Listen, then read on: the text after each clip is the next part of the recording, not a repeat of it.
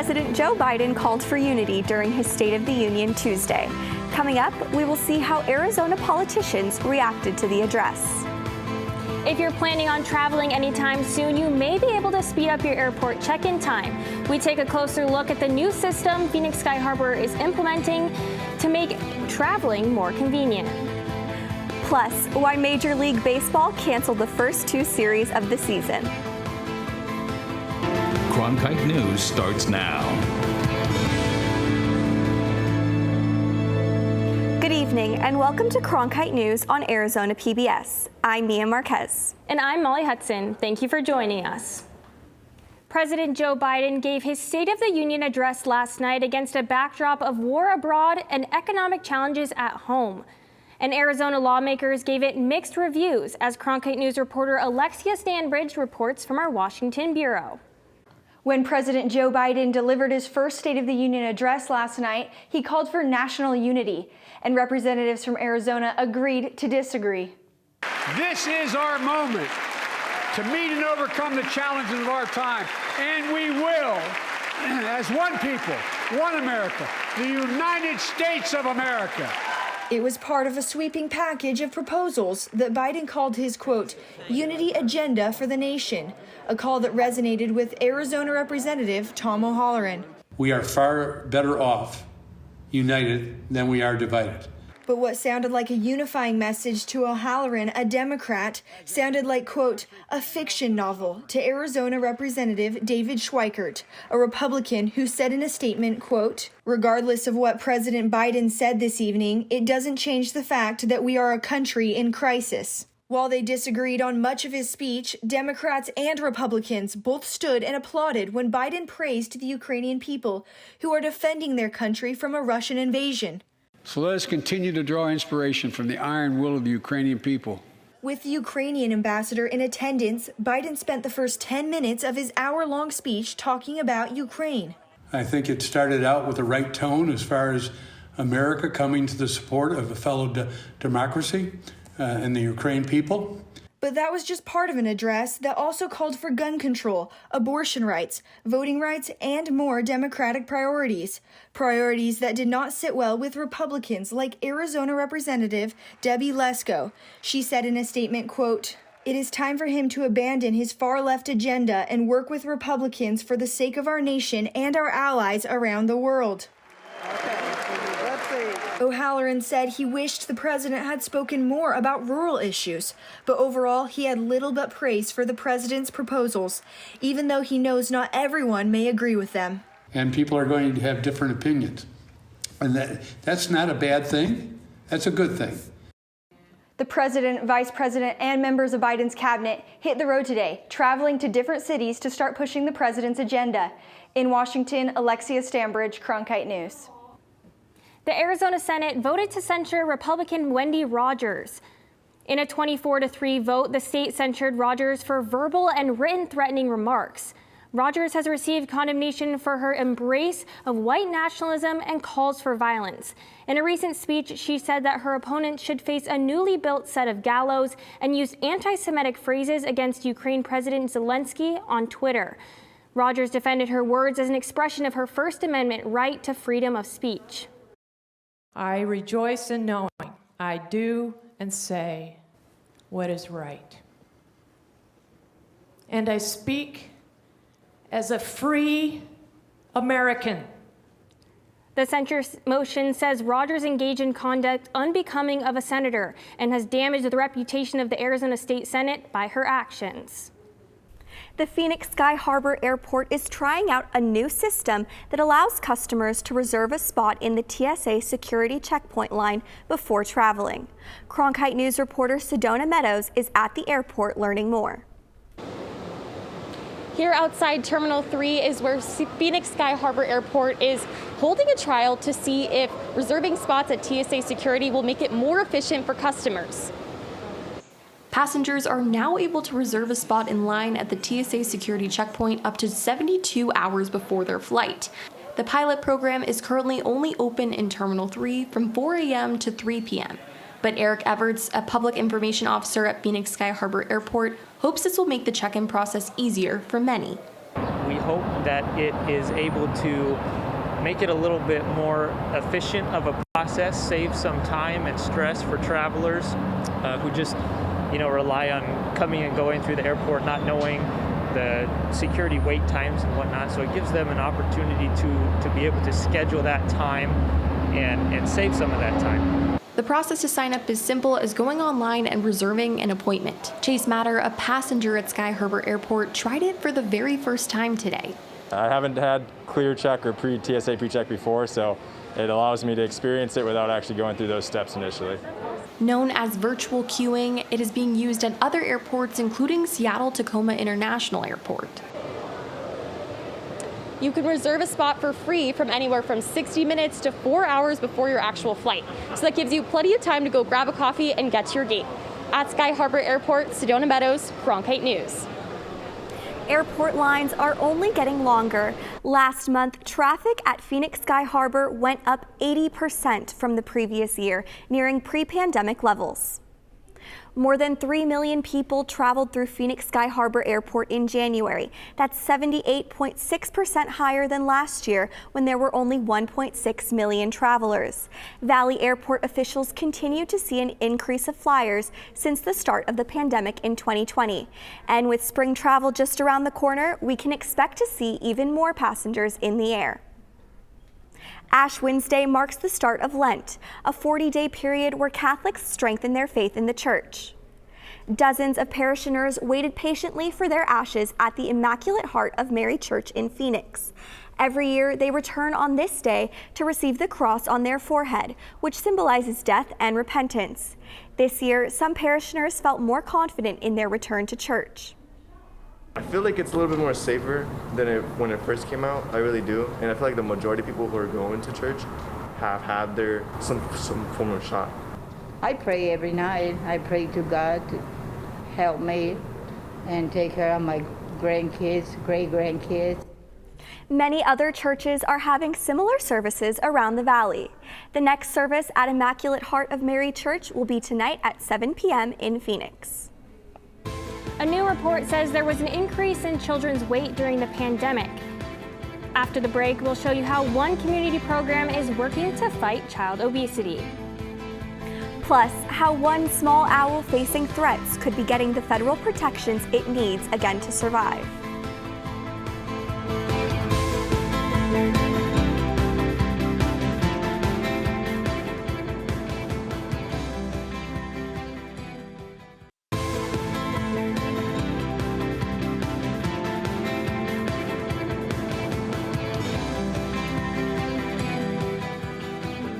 Coming up on Cronkite News, we take a look at the wildfires that are continuing to burn near Flagstaff. We tell you what you need to know in order to stay safe. And 2 doctors in Arizona are trying to spotlight disparities in medicine. We show you the efforts they are taking. And later, we see how Arizona is using a special program to find its next generation of farmers. Cronkite News starts now.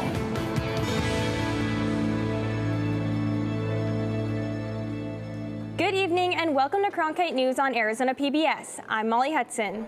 And I'm Mia Marquez. Thank you for joining us. A fire burning near Flagstaff has grown substantially, fueled by warm, windy, and dry conditions which prompted a red flag warning yesterday. Cronkite News reporter Peyton Major has an update on the status of the tunnel fire in Coconino County. Yesterday's wind gusts reached nearly 50 miles an hour in northern Arizona, causing the fire 14 miles north of Flagstaff to grow rapidly. The tunnel fire began on Sunday morning in the Timberline area just west of Highway 89. But as wind gusts picked up, dry grasses and pines fueled the fire to spread to over 19,000 acres as of this afternoon. Parts of Highway 89 are now closed, and Coconino County has declared a state of emergency. Hundreds of firefighters are on the scene, and a U.S. Forest Service Type 1 incident management team is scheduled to arrive tomorrow. The Forest Service has called for evacuations, and the Red Cross has opened a shelter in Flagstaff for evacuees. Winds aren't blowing as strong today, but the National Weather Service in Las Vegas has issued a fire weather watch starting tomorrow morning. Dry conditions will continue throughout the week, and wind gusts up to 40 miles an hour will return to the high country tomorrow. I'll be back later to give you more details on the forecast. The Biden administration said it will appeal the court ruling that struck down the federal travel mask mandate. The Department of Justice said the CDC called the mandate necessary for the public health and believes it's within their authority to protect public health. The mandate cannot legally be enforced until the administration wins a stay of the lower court order or wins the appeal. If you need to catch a ride on the Valley Metro or light rail anytime soon, you're now allowed to remove your mask. Valley Metro tweeted shortly after the mask mandate for travel was struck down. Masks can be removed on Valley Metro's buses, light rail cars, and vans. Masks are also no longer required for Uber, Lyft, and airport travel. However, the CDC still recommends wearing a mask in indoor public transportation settings, especially if you have personal risk factors or high transmission levels in your area. The healthcare industry is one of the least diverse fields of work in the nation, but one Arizona group is trying to change that. Cronkite News reporter Anna Stansfield tells us how Elevate Med is helping to diversify medical schools and change the future of medicine. More and more people of color are applying to medical school, something that experts say is a first step in overcoming health disparities and improving care. For the first time since the Association of American Medical Colleges has tracked admissions by race and ethnicity, most of the applicants for the 2021 to 2022 school year were not white. Black applicants increased the most, 41% from 2020, and Hispanic applicants increased 25%. While that's good news, advocates say more must be done to help students of color get accepted and make it through medical school. Black, Hispanic, and Native American students are still underrepresented. Money may be a factor. The average cost of medical school is a whopping $218,000. Here in Arizona, a nonprofit founded by 2 doctors of color is trying to combat these issues. Hi, my name is Kalen Moore. I am a Black male medical student at the University of Arizona. My name is Jasmine Salola, an African-American woman at the University of Illinois at Chicago. I'm Aaron Baya, a 4th-year Navajo medical student from Kennedy, Arizona. These are just 3 of the more than 20 medical students Elevate Med has helped since it began in 2019.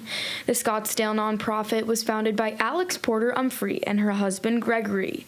She's a neuro-oncologist at the Mayo Clinic. He is a physician with Barrow Neurological Institute. After graduating medical school, the 2 faced about $500,000 in school debt, which took them 8 years to pay off. And so we wanted to do something from a financial standpoint to help alleviate that burden, but we also wanted to provide other things like mentorship, financial management, leadership training, so that we can develop a generation of physicians who are going to cater towards the community that they serve in our community over the next 10 years. A larger goal of the organization is to elevate medicine so that the healthcare workforce becomes as diverse as the country as a whole. The idea that the percentage of underrepresented minorities in the medical field does not match the percentage of underrepresented minorities in the general population is also concerning, and so we have to take a look at why that might be. Dr. Tiffany Hardaway is a Phoenix anesthesiologist and member of Elevate Med's board of directors. She dreamed of becoming a doctor as a young girl and joined Elevate Med to help guide others. It's a difficult path for everyone, not just underrepresented minorities, and so the idea that we can kind of create a roadmap or say, this is how we can help you, these are the places that you need to go, these are the things you need to be thinking about, it gives people kind of a better track. Since 2019, Elevate Med has provided about $300,000 in scholarships. For the 2021 to 2022 school year, 15 students got help to attend schools across the country. Among them is Kaylin Moore of Phoenix, who's attending the University of Arizona College of Medicine in Tucson. Just last month, Moore learned he'd been accepted as a resident in psychiatry at Yale University. I'm a first-generation college student, and my family is just so excited to see me go on this path. I feel that just my presence alone can help the other little boys and girls who have never ever seen a Black doctor consider it as a career path. Elevate Med is able to financially support their students with the help of donors and fundraising. At the Google touchscreen, Anna Stansfield, Cronkite News. The Occupational Safety and Health Administration could strip Arizona of its work safety oversight. The Biden administration said Arizona has a pattern of ignoring protocols involving COVID-19 protections and employer penalties. According to OSHA, Arizona is the only state that refused to enforce a temporary emergency standard last June, which included providing enough protective gear for healthcare workers and social distancing measures. This is the first step OSHA is taking to revoke Arizona's plan for monitoring and protecting private, local, and state employees. Governor Doug Ducey said previously that this was, quote, a political stunt and desperate power grab. Governor Doug Ducey, along with 25 other governors, launched the American Governors Border Strike Force, a partnership to secure the border. The announcement by Ducey and Texas Republican Governor Greg Abbott came a day after a new report by U.S. Customs and Border Protection. It said migrant crossings along the U.S.-Mexican border are at the highest level in 2 decades.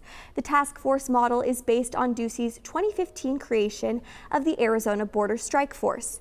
The effort will help improve intelligence sharing and analysis of state-level crimes connected to border security. It will also monitor cybersecurity issues and help combat drug trafficking and human smuggling occurring in the border region. The announcement comes just before the Biden administration plans to lift Title 42.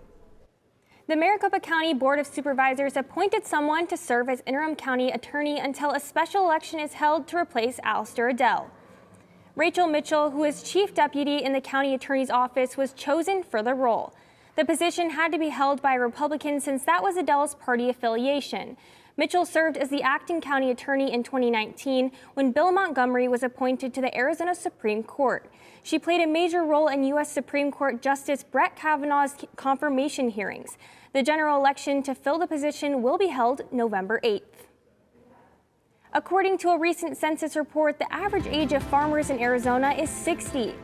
Coming up next on Cronkite News, we take a look at how the Valley is using a program to find its next generation of farmers. And the Valley may see a break in these hot temperatures soon. After the break, we will tell you when cooler temps are coming.